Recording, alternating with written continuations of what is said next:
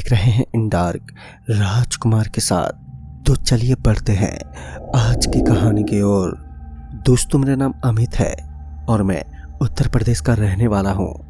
मैं उत्तर प्रदेश के अंदर एक बस स्टैंड पर काम करता हूँ। इस बस स्टैंड पर मैं लोगों के सामान को ऑटो में रखने का काम करता हूँ।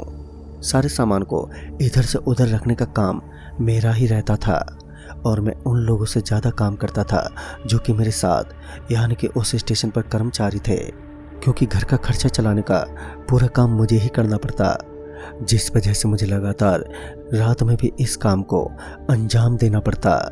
लेकिन इंसान का वक्त के साथ साथ उसका सब कुछ बदल जाता है और ऐसा ही कुछ मेरे साथ होने वाला था। जब यह घटना मेरे साथ घटी थी उसके बाद मैंने हमेशा के लिए उस बस स्टैंड पर जाना ही छोड़ दिया। रात के करीब 9 बज रहे थे और उस वक्त मैं लगातार रात के करीब 12 बजे तक काम करने वाला था। अब बस स्टैंड पर एक भी बस नज़र नहीं आई, मगर मुझे पता था कि रात के करीब 12 बजे के बाद बस का आना जारी रहता है। यही उम्मीद लेते हुए मैं उस बस स्टैंड की एक बेंच पर जाकर बैठ गया। मैं अभी उस बेंच पर बैठा ही था कि अचानक से मुझे तूफान की आशंका होने लगी। दरअसल इस वक्त किसी तूफान के आने का संकेत था। दरअसल चारों ओर बादलों की गड़गड़ाहट होने लगी थी, बिजलियां लगातार कड़कड़ा रही थी। वहीं मैं उस बस स्टैंड की एक बेंच पर बैठा हुआ अभी भी किसी बस के आने का इंतजार कर रहा था। लेकिन कुछ देर के बाद ही बूंदाबांदी आरंभ हो गई, या फिर ऐसा कह सकते हैं कि बारिश अब अपना रूप दिखाने लगी। अब मुझे भी थोड़ा थोड़ा ऐसा महसूस हो रहा था कि बारिश बहुत ज़ोर से होने वाली है, मगर मैं अभी भी अपने काम की उम्मीद में वहीं पर बैठा हुआ था ताकि थोड़े और पैसे इकट्ठा करने के बाद मैं आराम से अपने घर जा सकूं। पर ऐसा कुछ भी नहीं था कि मैं पूरे दिन में पैसे नहीं कमा पाया। मैं पैसे तो दिन में कमाता था, लेकिन मुझे काफ़ी ज़्यादा ज़रूरत होती थी, तो ऐसे में मैं रात को भी काम करता था। इस वक्त मैं चुपचाप वहीं उस बस स्टैंड की एक बेंच पर ही बैठा हुआ था कि अचानक किसी ने मेरे कंधे पर अपना हाथ रखते हुए कहा, भाई साहब, इतनी रात हो गई है और आप अभी तक अपने घर नहीं गए। उसके बाद जब मैं पीछे पलटा तो मैंने देखा कि एक आदमी जिसने अपने सर पर पगड़ी पहन रखी थी। मैंने उस आदमी से कहा, अरे नहीं भाई साहब, अभी 2 और बस आने वाली हैं, तो उनका सारा सामान यहाँ पर रखने के बाद ही मैं घर पर जाऊँगा। इतना बोलने के बाद मैं वहीं पर आराम से बैठा रहा, लेकिन तभी मुझे याद आया कि वह आदमी तो अभी अभी मेरे पीछे खड़ा था। उसके बाद जब मैं दोबारा पीछे की तरफ पलटा तो मुझे वहाँ पर कोई भी नहीं दिखा। चारों ओर सिर्फ एक रोशनी ही नज़र आ रही थी। लेकिन अभी बस भी आने ही वाली थी और कुछ देर बाद ही उस बस स्टैंड पर बस भी पहुँच गई। उस बस के अंदर से काफ़ी सारे लोग उतरे और मैंने उनका सामान एक जगह से दूसरी जगह पर स्थापित कर दिया।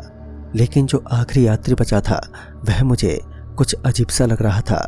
दरअसल उसने ना ही तो मुझे अपने सामान को किसी ऑटो में रखने के लिए कहा और ना ही वह किसी से बातचीत कर रहा था। मुझे उसका व्यवहार कुछ अजीब सा लगा, लेकिन मैंने उनकी इन बातों पर ज़्यादा ध्यान नहीं दिया और फिर मैं ही उस आदमी से सीधा जाकर बोल पड़ा, अरे भाई साहब, आप शर्माइए मत, ये सामान रखना है ना, आप मुझे बता दीजिए कहाँ पर रखना है, मैं तुरंत ही रख दूंगा। तभी उस आदमी ने मुझे एक भारी आवाज़ में कहा, तुम्हारे लिए एक रिक्शा ढूंढ कर लाना है, मैं तुम्हें इसके लिए एक्स्ट्रा रुपए दूंगा। उसने मुझे 500 का लालच दिया, जिसे सुनकर मैं तो उतावला हो गया। मैंने तुरंत ही उस आदमी से कहा, अरे ठीक है भाई साहब, क्यों नहीं, मैं अभी जाता हूँ और आपके लिए किसी रिक्शे वाले का जुगाड़ करके लाता हूँ। यही बोलने के बाद मैं सीधा निकल पड़ा किसी रिक्शे वाले को ढूंढने के लिए। आज तो किस्मत ही खराब थी, साला कोई भी रिक्शे वाला कहीं पर भी नज़र नहीं आ रहा था। मगर हमेशा तो इस जगह पर रिक्शे वालों की लाइन लगी रहती है, लेकिन आज तो कोई भी रिक्शे वाला नज़र ही नहीं आ रहा था। लेकिन तभी अचानक ही दीवार के पास मुझे एक रिक्शे वाला दिखा। मैं उसके पास गया और बोला, अरे भाई साहब, अभी एक डिलीवरी करनी है। तभी उस आदमी ने मुझे नींद में ही कहा, अरे भाई, तुम लोगों को इतनी रात में नींद नहीं आती, अभी भी रिक्शा ढूंढते फिरते हो। और उसके बाद मैंने उस आदमी को कहा, चाहे तो आप एक्स्ट्रा पैसे ले लेना। और ये बात सुनते ही मानो उस रिक्शे वाले की नींद एकदम से उड़ गई। वह जल्दी से उठा और मुझसे बोल पड़ा, अच्छा ठीक है, बताओ कहाँ जाना है। उसके तुरंत बाद मैंने उसे वहाँ यानी कि बस स्टैंड पर जाने के लिए कहा। उसके बाद हम दोनों उस बस स्टैंड पर पहुंचे तो मैंने देखा कि वह आदमी अपना सारा सामान लेकर उसी बेंच के ऊपर बैठा हुआ था। लेकिन अब तक बारिश शुरू हो चुकी थी। लेकिन उसके बाद उस आदमी ने हमें उस पूरे सामान को रिक्शे के अंदर डिलीवरी करने को कहा। मैंने सारा सामान रिक्शे के अंदर डालना शुरू कर दिया। लेकिन एक बात जो मुझे बार बार हैरानी की सीमा को लांघने पर मजबूर कर रही थी वह ये थी कि बारिश की बूंदें उसके सामने लगातार टपक चुकी थी। लेकिन मुझे ना ही तो उसके सामान पर और ना ही उसके कपड़ों पर एक भी पानी की बूंद नजर आ रही थी और ना ही वो भीगा हुआ लग रहा था। मुझे समझ में नहीं आया कि ये कैसे हो सकता है। मुझे लगा कि मेरे तो 500 का जुगाड़ हो चुका है, अब मैं यहाँ से निकल जाऊंगा। लेकिन तभी उस आदमी ने कहा, तुम्हें मेरे साथ इस डिलीवरी को कंप्लीट करना है। मैं तो एकदम हैरान रह गया क्योंकि अब तो मैंने सारा सामान डिलीवर भी करवा दिया। अब यह आदमी एक बार फिर मुझसे क्या करवाना चाहता था यह तो मुझे कुछ भी नहीं पता था। लेकिन उसके बाद मुझे लगा कि शायद यह इस सामान को नीचे उतरवाना चाहता है। लेकिन यह काम तो अकेला रिक्शा वाला भी कर सकता था। लेकिन उसके बाद मुझे उस आदमी से बहस करने में कुछ ज़्यादा रुचि नहीं थी तो मैं जल्दी से ऑटो में बैठ गया। वह आदमी आगे बैठने के बजाय पीछे की तरफ बैठा। फिर मुझे लगा कि शायद इस बक्से में कोई बहुत ही ज़्यादा ज़रूरी सामान है, जिस वजह से वह उन 4 बक्सों पर अपनी छाती लिए बैठा था। लेकिन उस वक्त मुझे उस आदमी से कुछ ज़्यादा लेना देना भी नहीं था कि आखिर उसके अंदर क्या है, क्योंकि उसका व्यवहार ही मुझे कुछ अजीब ही लग रहा था। उसके बाद उसने ऑटो को एक ऐसी जगह पर टर्न लिया जहां से आगे का रास्ता यानी कि आगे की तरफ से वह ऑटो ड्राइवर भी नहीं जानता था। रात के करीब 10 बज चुके थे और चारों तरफ बारिश का मौसम बन चुका था। लेकिन जब हम लोग उस रास्ते पर मुड़े तो हमने देखा कि वहां पर बारिश की एक बूंद भी नहीं थी। चारों तरफ केवल और केवल अंधेरा ही छाया हुआ था। मुझे तो हैरानी इस बात की हो रही थी कि कुछ ही देर पहले हमें बारिश दिख रही थी, लेकिन अब वह बारिश का दिखना बंद हो चुका था। चारों तरफ चांद की रोशनी फैली हुई थी। मगर उसके बाद मुझे लगा कि मौसम का खेल है, कभी भी बदल सकता है और ठीक भी हो सकता है। और फिर जब हम लोगों ने उस रास्ते से काफ़ी दूरी तय कर ली थी तभी उस ऑटो ड्राइवर ने कहा, अरे भाई साहब, आगे से तो रास्ता बंद है, आप हमें किस जगह पर लेकर आए हो। तभी उस आदमी ने कहा, बस ऑटो को यहीं पर रोक दो। उस आदमी के बोलने का अंदाज काफ़ी भारी भारी और भयानक महसूस पड़ रहा था। उसके बाद उस आदमी ने उन बक्सों को बाहर निकाला।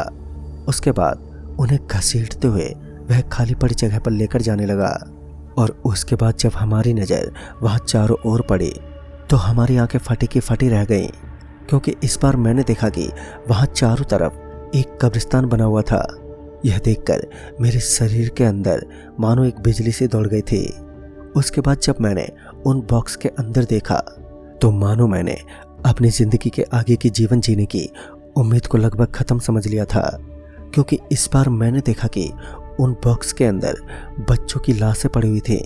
यह सब देखने के बाद मुझे उस आदमी पर जो थोड़ा थोड़ा शक हो रहा था वह विश्वास में तब्दील हो गया। उन बच्चों की लाशें भयानक अंदाज में पड़ी हुई थी। और फिर अचानक से हमारी आंखों के सामने एक ऐसा नज़ारा प्रस्तुत हुआ जिसे देखने के बाद हर इंसान के पसीने छूट जाए। और इस बार मैंने देखा कि उस मरे हुए बच्चे ने अचानक ही अपनी आंखें एकदम से खोल ली। अचानक से वह बाकी 4 और बॉक्स अपने आप ही खुल गए और उनके भीतर से कुछ डरावने काले काले हाथ बाहर निकलने लगे। इस नज़ारे को देखने के बाद मैं और वह ऑटो ड्राइवर जल्दी से ऑटो की तरफ भागने लगे। लेकिन अचानक ही हमारे पैर किसी चीज़ में एकदम से अटक गए। उसके बाद जब हमारी निगाहें नीचे की तरफ पड़ी तो मानो हमारी एकदम से चीख ही निकल गई, क्योंकि इस बार हमने देखा कि हमारे नीचे की तरफ वह डरावने हाथ जो खून से लथपथ भयानक अंदाज में हमारे पैरों को एकदम से पकड़कर वहीं पर जमे हुए थे। हम दोनों तो जोर जोर से चिल्लाने लगे। तभी हमारा पूरा बदन पसीने से तरबतर हो चुका था। लेकिन ऑटो ड्राइवर भी थोड़ा हिम्मत वाला था। तो उसने हिम्मत दिखाई और जल्दी से ऑटो में बैठ गया, लेकिन मैं अभी भी उन हाथों के शिकंजे में जकड़ा हुआ था। मैं पूरी कोशिश कर रहा था, लेकिन मैं हिल भी नहीं पा रहा था।